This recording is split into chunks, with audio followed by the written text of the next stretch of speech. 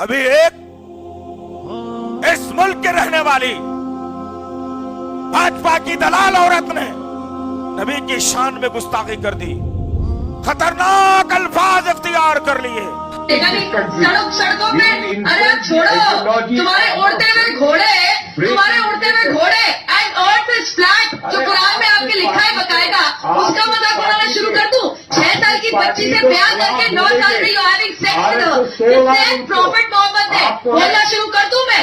हाँ, earth is flat according to Quran 88:20। बकवास ना कीजिए, उड़ते हुए घोड़े पे बैठकर खून हो जाइए। Don't make a start. खतरनाक बातों को उसने नबी के खिलाफ बोला। कहाँ है तुम्हारी जवानियां? कहाँ है तुम्हारी जवानियां? फेसबुक की दीवानी जवानी, यूट्यूब की दीवानी जवानी, इससे क्या जन्नत मिलेगी तुम्हें? कल क़यामत के दिन पूछा जाएगा सबसे, याद रखो मुसलमानों, औरतों और मर्दों से, बूढ़ों से, जवानों से, बच्चों से, पढ़े लिखों से, अनपढ़ों से। ये नबी के खिलाफ एक जालिम औरत ने गंदे अल्फाज इख्तियार किए। तुम रोटी कमाने में रह गए, तुम नरम बिस्तर पर सोने में रह गए, अपने बच्चे को इंग्लिश तालीम दिलाने में रह गए, दावतों में शरीक होने में रह गए। मेरे नबी की इज्जत नामूस पर आंच आई थी, तुमने क्या जवाब दिया इसका? आओ जरा देखते हैं इस्लाम क्या कहता है। इस्लाम कहता है जो नबी के खिलाफ कर दे उसको जीने का फिर दुनिया में कोई हक नहीं है।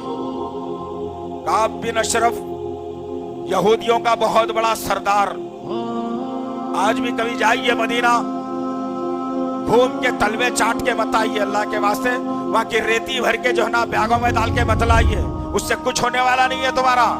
वो रेती कुछ काम आने वाली नहीं है तुम्हारे। काम आएगा तो नबी पर जो जुल्म हुआ है वो सरजमीन के ऊपर, वहां के तारीखी हालात क्या है उसका जायजा लेकर के आइए, ईमान बढ़ेगा इंशाअल्लाह। काब बिन अशरफ किले में महसूर अल्लाह के नबी के खिलाफ प्रोपेगेंडा रोज करता, अल्लाह के नबी के खिलाफ गंदी गंदी बातें फैलाता, मुसलमानों में इंतशार पैदा करने की कोशिश करता, मुसलमानों के खिलाफ गंदे अल्फाज इख्तियार करता। अल्लाह के नबी सल्लल्लाहु अलैहि वसल्लम अल्लाह के हुक्म के मुंतजिर थे।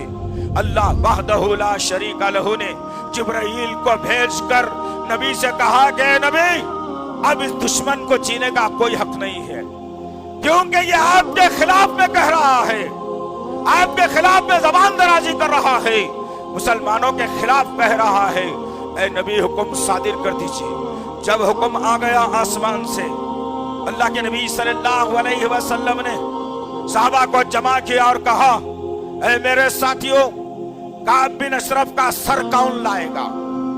कौन लाएगा काब बिन अशरफ का सर? अल्लाह उससे राजी हो जाएगा। साहबा अगर ऐसे होते तो कहते कि नहीं भाई, अब बीवी की डिलीवरी है, जरा होने के बाद जाता हूँ, अम्मा को गोलियां लाना था, दे दे के आता हूँ, बच्चे के एग्जाम चल रहे हैं, जाना ले जाना है वो करा के आता हूँ, या नहीं तो अब भी चाया बाहर से दोने वाले खा ले के आता हूँ। तुम तो ऐसे ही करते हो ना, ऐसे ही करते हो। हराम की ने दावत, हलाल की ने दावत, जोड़े की रकम लेके, इतनी बड़ी हराम की रकम लेके वलीमा कर रहा, तुम जाके मुर्गे मुसल्लम, दही की चटनी, फलाना फलाना तुम दबा के खा के आ जा रहे, बस खत्म। तुमको क्या करना है सारी चीजों से? हराम हलाल की फर्क खत्म तुम्हारे पास। वो सहाबा कराम एक एक लुक़मा सोच समझ के उठाते थे, इसलिए अल्लाह ने उन्हें मोमिनों में शामिल कर दिया। वो मोमिनाना सिफत रखने वाली कौम, सहाबा कराम की एक जमात अल्लाह के नबी की खिदमत में आई और कहा, या रसूल अल्लाह, क्या कह रहे थे फिर बताइए। कहा कि काब बिन अशरफ बहुत गंदगी कर रहा है, अब काब बिन अशरफ का सर चाहिए, अल्लाह का हुक्म है, आओ। साहबा अपने अपने हाथों को उठा दिया, खड़े हो गए, नामों में तलवारों को डाल दिया, माथे पे हल्के हल्के पसीने के खतरात आ गए।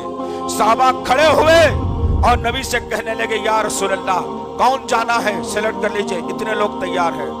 अल्लाह के नबी ने 2 लोगों को तैयार किया, 150 का मजमुआ नहीं, एक बड़े किले में जाना है, वो किले के सरदार का सर लाना है।